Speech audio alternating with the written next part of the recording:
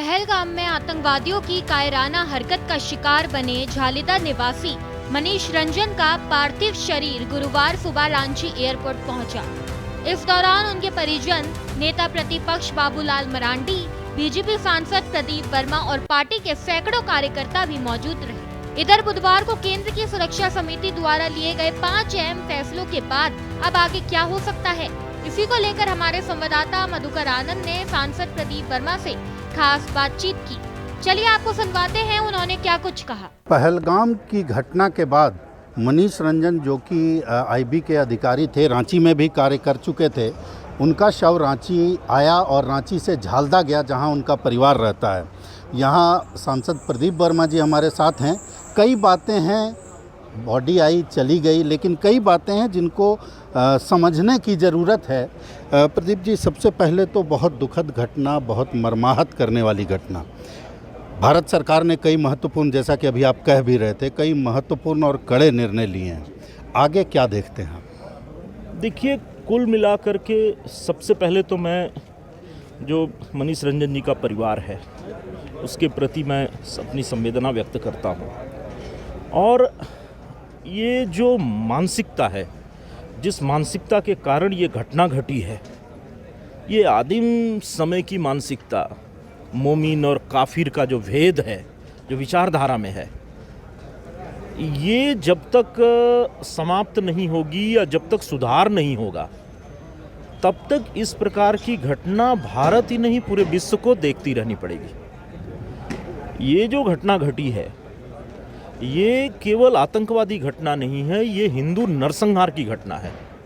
और ये श्रृंखला बड़ी लंबी है, मोपला से शुरू होकर के और पहलगाम तक आई है। तो इसके विरुद्ध पूरे देश को खड़ा होकर के, एकजुट होकर के एक निर्णायक लड़ाई लड़नी पड़ेगी। प्रदीप जी, 2014 से प्रधानमंत्री के रूप में नरेंद्र मोदी जी के कार्यकलाप को मैं भी देख रहा हूँ, पत्रकार के रूप में, और आप भी उनकी पार्टी में करीब रहने के निगाह से देख रहे हैं। क्या जो 5 फैसले लिए गए हैं वही 5 फैसले रहेंगे? मुझे तो कम उम्मीद है। नहीं, ये तो प्रारंभ है। आप पहली ही बैठक में इतने कड़े निर्णय लिए गए हैं, सिंधु जल संधि को तोड़ना, ये अपने आप में दर्शाता है कि हम इस बार कितनी बड़ी लड़ाई लड़ने की तैयारी कर रहे हैं। ये तो प्रारंभ हुआ है, आगे हर उस स्तर तक भारत जाएगा। प्रधानमंत्री जी और अमित शाह जी के नेतृत्व में भारत आतंकवाद को जड़ से मिटाने के लिए हर उस सीमा तक जाएगा जिसकी आवश्यकता होगी। एक चीज़, अभी जो बॉडी आई, जिस तरह से फिर परिवार के लोग झालदा ले गए, वहीं दाह संस्कार होगा, लेकिन यहाँ पर न तो जिला प्रशासन का कोई बड़ा अधिकारी दिखा, न तो कोई कैबिनेट के मंत्री दिखे। ठीक है, मुख्यमंत्री विदेश में हैं, लेकिन उनका कैबिनेट तो यहीं है। ये अपने आप में क्या संवेदनहीनता है या आप लोग से काम चल जा रहा है? नहीं, संवेदनशीलता तो होनी ही चाहिए थी। बड़ी घटना है। झारखंड के पड़ोस का जिला है पुरुलिया, हमारे रांची से पड़ोस का जिला पुरुलिया है। झालदा के रहने वाले थे, आईबी के ऑफिसर थे, रांची में कार्यरत भी थे, देश की सेवा कर रहे थे, रांची में कार्यरत भी थे। और निश्चित रूप से रहना चाहिए था, लेकिन क्या है कि कुछ लोग नहीं रहे।